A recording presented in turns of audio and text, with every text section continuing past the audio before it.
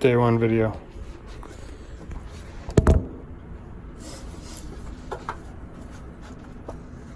Okay, that's a good angle. Let's go here.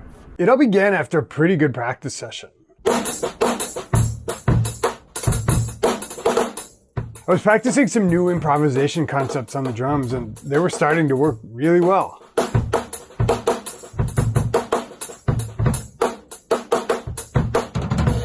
I'd filmed a new quick video for Instagram.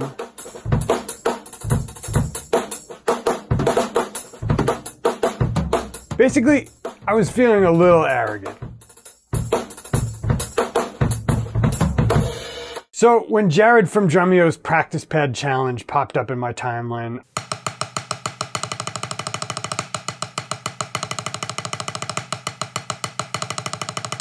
I was like, I got this. Let me school these folks. 12 takes later, it was okay.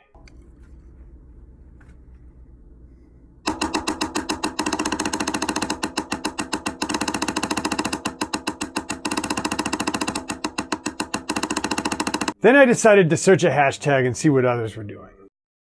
Bad idea. There were some practice pad ninjas. By comparison, look at the inconsistency of my stick height. You can't see this in the video, but there was another problem. My left stick was slicing rather than traveling directly up and down. For years, I'd been saying practice pad chops don't matter as much as everybody thinks. Now here I was, duffing it up in public. But let's back up. What is Jared's challenge? Well, basically it's just this. Play 16ths, then play 30 seconds on the practice pad. So what we're doing is we're basically doing 2 counts of 16th note singles and then 2 counts of 32nd note singles. And Jared adds, you can't use some kind of foo-foo finger grip because it's not going to be realistic to real life situations. I appreciated that. If you're just practicing fingers, you can do that, but it's rarely that you're going to be on the drum set and just doing a roll like this. So American grip and try to integrate the fingers and wrists in a 16th note, 32nd note situation. Basically, it's 30-second singles under a real world scenario.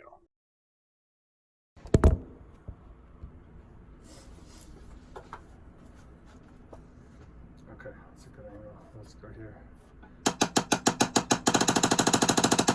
Let's talk about ways to get this really right and really wrong. First and foremost, obviously, there's the sound. Allowing for differences in stick weight, we want to get the left and right sticks to sound as close as possible. There are 2 ways to do this. Play both sticks the same height, and play both sticks pretty close to the same place on the practice pad. Because I refuse to spend any money on the practice pad, I'm going to be using the wooden shelf you see in this shot, which actually has pretty close characteristics to Jared's hard pad. So let's look at some clean footage of an early video I made. Notice how it takes me a hot second to adjust my stick height so it's even. Also notice how if you look at the angle of my left stick, it's slicing in rather than coming in straight up and down. By contrast, look at this practice pad ninja. Both sticks exactly the same height and transition seamlessly to the 30 seconds, with no awkwardness integrating fingers and wrists and the sticks traveling straight up and down. Naturally, I had my work cut out for me.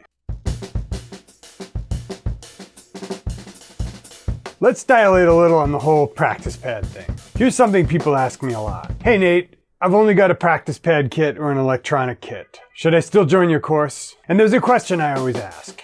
Can you get access to an acoustic kit at least a couple times a week? If they can't, I usually tell them to skip the course until they can. And that's not a coincidence or just me being snobby.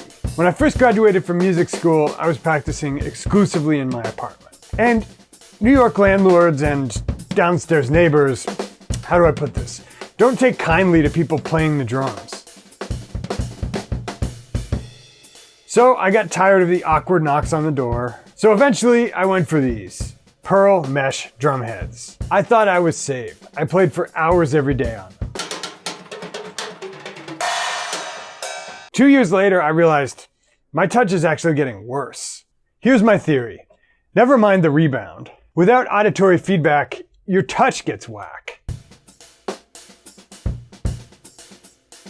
When you're playing acoustic drums, every stroke is a rep, forcing your brain to adjust the input to the output you're getting from your ears. You get a muscle memory for playing at different volumes and getting different sounds. In an unrealistic auditory environment, you take away all of that, well, feedback. Imagine a shooting range in which you couldn't see if you were hitting the target, or one in which the target had some kind of distorting effect on your shots, like a big magnet on it that drew all the bullets to it. You'd almost completely lose the complex learning aspect. But what about electronic drums? Same thing. Those V-drums, even if they're really good, give you about 10 different sounds depending on your touch and volume. Real drums give you an infinite number of sounds, timbres, and harmonics.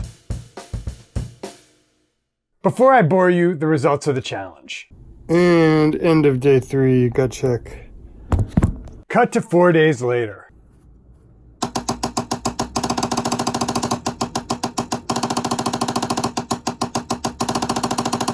A lot better, right? I don't know if it's as good as the Instagram dude, but massive improvement, I'm sure you'd agree.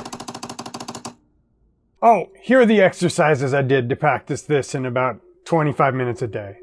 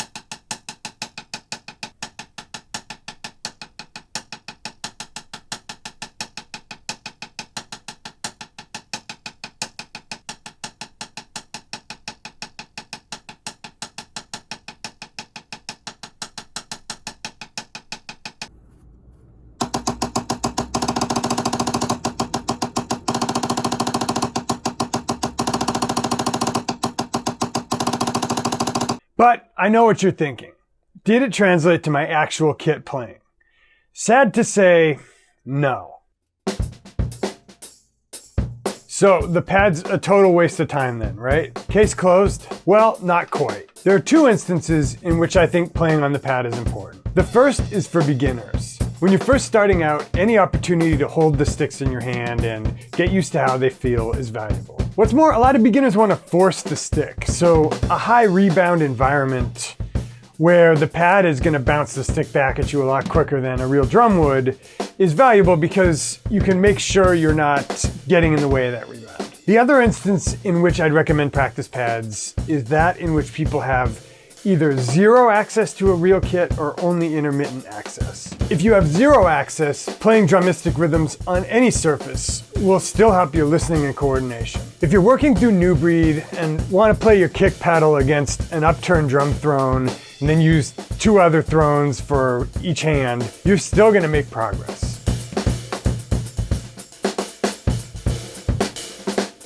The best scenario though, and to be fair, the one Jared recommends, is using the practice pad to augment your acoustic practice. And this is why I love practicing stuff on a pad first, because I get it down, get to analyze my technique, make sure everything's looking good. Then once I feel like it's ready to go, I take it to the kit and give it a try. If you're already getting adequate practice on the kit, your touch and ear will develop just fine. And extra practice moving your hands can only help. End the lesson here. Normally I would. But lately I've been watching a lot of Alex, the French guy cooking. And Alex wouldn't leave the lesson there. Alex is like the honey badger. Alex doesn't give a shit.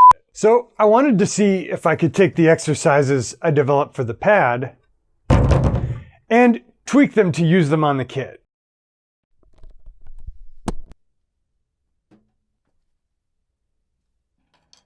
For For starters, what if I took those singles and put the kick drum on 30-second offbeats?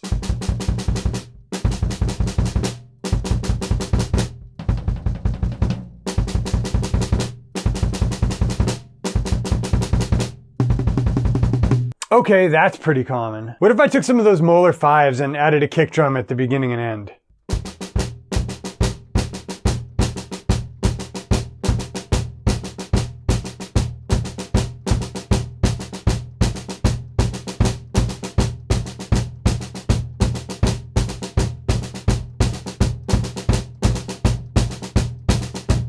Getting warmer. Finally, what if I moved the left hand to the hats and made a beat out of this?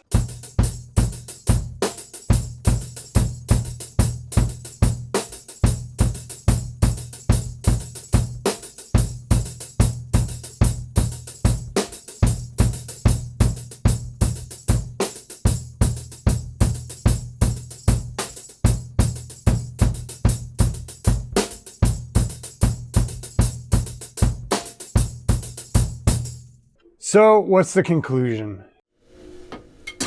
Well, I almost consider this less about the practice pad than about the need to occasionally totally change it up. I found a shiny object on Instagram, no surprise. But then I followed it to some kind of conclusion, and the whole experiment caused me to get uncomfortable and to think about things I don't usually think about. End of the day, we humans are novelty based, and there's a whole lesson coming out on that, trust me. But if we end up bored or in a rut, we're not going to learn as quickly. No sales pitch in this video, but if you haven't checked out my lesson on accelerated learning yet, why don't you click below the player and check that out. See you guys next time.